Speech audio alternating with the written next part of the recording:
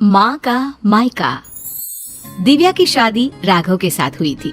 दिव्या और राघव एक दूसरे के साथ बहुत खुशी खुशी रहा करते थे।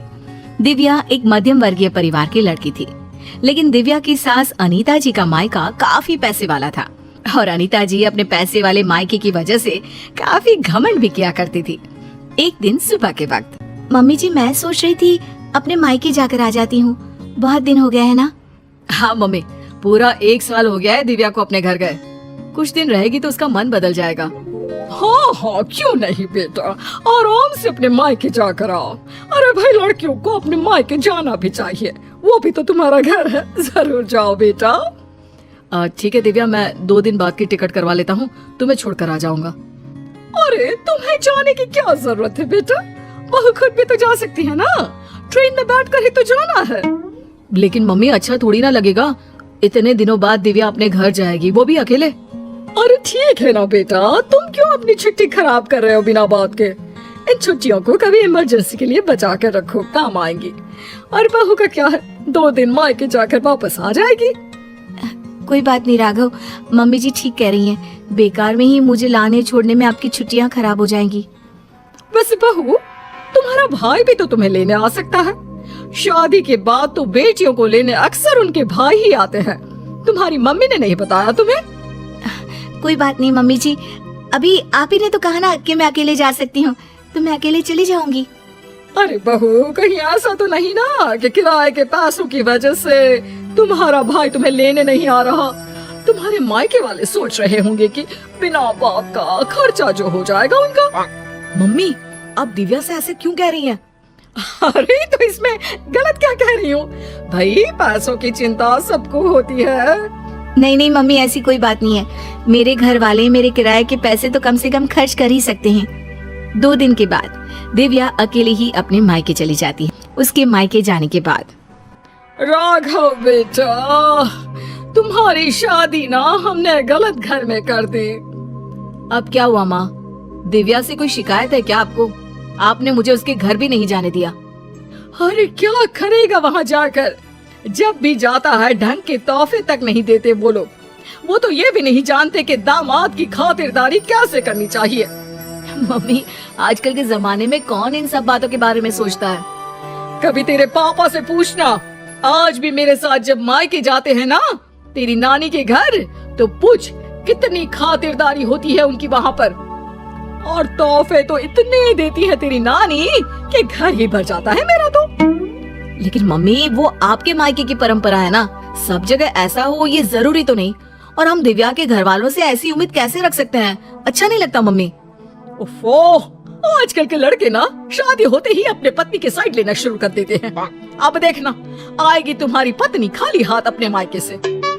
कुछ दिनों के बाद दिव्या अपने मायके से लौट कर आती है और वो अपनी मम्मी के दिए हुए गिफ्ट अपनी सास अनीता जी को दिखाती है।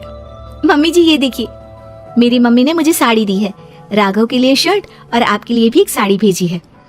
बस और कुछ नहीं रखा तुम्हारी मम्मी ने? अरे इतने दिनों के बाद मायके गई थी। मुझे तो लगा भाई अपने मायके से ढेर सारी चीज मिलेगी तुम्हें। ऐसी बात नहीं है मम्मी जी, वो लोग तो मुझे बहुत सारी चीजें देने की कोशिश कर रहे थे, लेकिन मुझे ये सब अच्छा नहीं लगता। हाँ मम्मी, मैंने ही दिव्या से मना किया था, बिना बात के किसी से चीज लेना अच्छी बात नहीं है।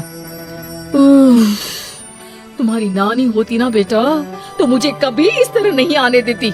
मेरे मायके की तो बात पूछो ही मत, जब भी जाती हूँ इतने सारे गिफ्ट मिलते हैं, क्या बताऊँ। बस मुझे तो कभी कुछ खरीदने की नौबत ही नहीं आई।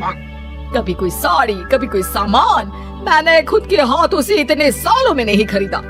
सब कुछ तुम्हारी नानी ने दिया है मुझे। मम्मी, अब वक्त बदल गया है, वो आपका मायका है, दिव्या का परिवार पूरी तरह से अलग है। हाँ मम्मी जी, और वैसे भी सबका परिवार एक जैसा नहीं होता ना, और मुझे मेरे परिवार से कोई शिकायत भी नहीं है। कुछ दिनों के बाद अनीता जी अपने मायके जाती है और जब वहाँ से लौट कर आती है तो बैग भर भर के गिफ्ट लेकर आती हैं। देखो बहू, इसे कहते हैं मायके से आना। अरे भाई, इतना सामान हो गया था कि क्या बताऊं। अरे वाह मम्मी जी, ये तो बहुत अच्छी बात है, आपको इतनी सारी चीजें मिली हैं। वही तो, और एक तुम्हारे मायके वाले हैं, ठीक से मिठाई भी नहीं भेज सकते बेटी के ससुराल वालों के लिए। मम्मी जी, आप ऐसा क्यों कह रही हैं? देखो तो सही बहू, मेरी माँ ने पूरे 5 डब्बे रखे मिठाई के। इसे कहते हैं बेटी को विदा करना। तुम्हारी तरह नहीं खाली हाथ भिजवा दिया। बस करिए मम्मी, दिव्या आपकी बहू है, आप उससे इस तरह बात करेंगे तो वो क्या समझेगी। राघव के बार बार समझाने पर भी अनीता जी पर कोई असर नहीं होता और वो कभी भी दिव्या को उसके मायके के लिए भला बुरा सुनाती ही रहती है। एक बार अनीता जी की तबीयत बहुत खराब हो जाती है। मम्मी जी देखिए, आपको बिस्तर से उठने की कोई जरूरत नहीं है, आप आराम कीजिए, आपको जो भी चाहिएगा मैं लाकर दे दूंगी। हाँ हाँ ठीक है, देखो तुमसे जो हो रहा है वो कर दो, बाकी मैंने अपने भाई को फोन कर दिया है। मेरे भाई और भाभी आ जाएंगे मेरे मायके से मेरा ख्याल रखने के लिए। मम्मी आप ऐसा मत कहिए ना, दिव्या आपकी बहू है, वही ख्याल रखेगी आपका। मामा और मामी कितने दिन आपका ख्याल रख लेंगे। ऐसा कुछ नहीं है, मैंने कहा ना, मेरे मायके वालों को बड़ा प्यार है मुझसे। एक फोन करूंगी और दौड़े चले आएंगे।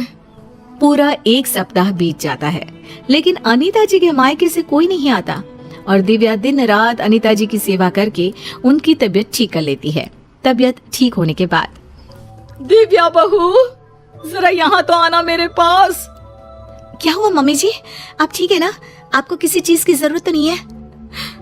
बहू मुझे माफ कर दो, मैं हमेशा अपने मायके का घमंड करके तुम्हें उल्टा सीधा सुनाती रही, लेकिन फिर भी तुमने मेरी इतनी सेवा की।